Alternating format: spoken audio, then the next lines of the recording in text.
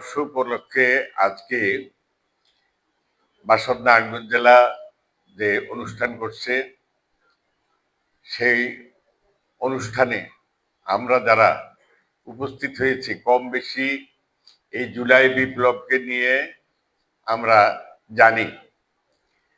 আমাদের অনেক আশা ছিল যে জুলাই বিপ্লব যখন শুরু হয় তখন থেকে আমাদের যে বৈষম্য, সমাজের যে বৈষম্য সেটা দূর করার জন্য আমাদের দেশের ছাত্র, শ্রমিক, সাধারণ মানুষ, কৃষক, সকল শ্রেণী পেশার মানুষ, বুদ্ধিজীবী সহ অংশগ্রহণ করেছে। কিন্তু আমরা দেখলাম যে শেষ পর্যায়ে গিয়ে আমাদের অন্তর্বর্তীকালীন সরকারের যে প্রধান হলেন ডক্টর ইউনূস, তিনি আমাদের আশা আকাঙ্ক্ষাকে ভুলুণ্ঠিত করে নির্বাচনের মাত্র 3 দিন আগে আমাদের যে আকাঙ্ক্ষা ছিল সেটা বিতর্কিত করে তিনি কিছু কাজ করে গেছেন। আমাদের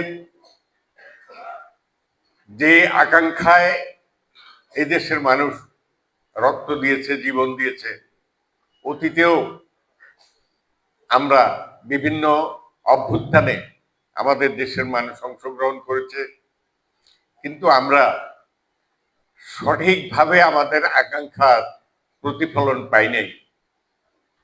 ঠিক তেমনি আমাদের এই 24-এর গণ অভ্যুত্থানেও ছাত্র, শ্রমিক জনতা যারাই আত্মাহুতি দিয়েছেন, আজকে তাদেরকেও সে একই অবস্থার শিকার হতে হয়েছে।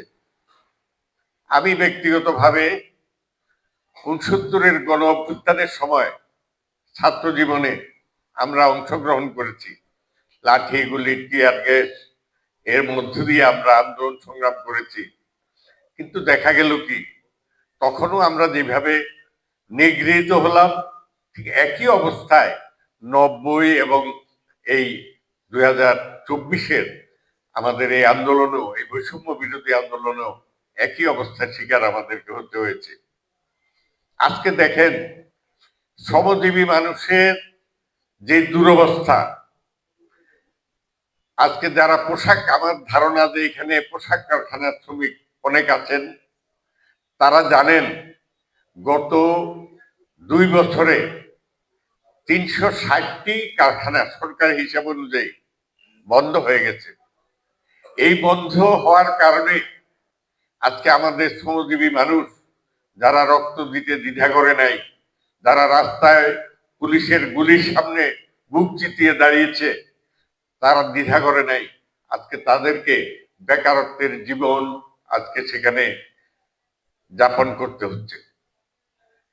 আজকে আমাদের দেশের ছাত্র সমাজ যেই বেকারত্ব কোটা সংস্কার নিয়ে আজকে বেকারত্বের বিরুদ্ধে আন্দোলন সৃষ্টি হয়েছিল, সেই বেকারত্বের কারণে আজকে বিভিন্ন জায়গায় আমরা দেখি যে পত্রপত্রিকায়ও আসে অনেক সময় যে চাকরি না পেয়ে আত্মাহুতি দিতে হচ্ছে। এরকম একটি পরিস্থিতিতে আমরা আজকে পড়ছি। ইউনূস সরকার নির্বাচনের 3 দিন আগে আমেরিকার সাথে যে চুক্তিগুলি করে গেল, ইতিপূর্বে আমাদের কমরেড অসিতবরণ বিশ্বাস আলোচনা করেছেন যে আমাদের কৃষক সমাজ আজকে ধ্বংসের চূড়ান্ত অবস্থা। আমরা অধিকাংশই কৃষক পরিবারের ছেলে, কৃষির সাথে এখনো আমাদের শহর থাকলেও আমরা যুক্ততার একটা সম্পর্ক আছে, যুক্ততা আছে। সেখানে দেখা যায় যে আমরা যে চুক্তি হয়েছে, কৃষক তার ইচ্ছা মতো তার বীজ সংরক্ষণ করে সেখানে সে উৎপাদনে যাবে, আজকে সেটা ব্যবস্থা নাই।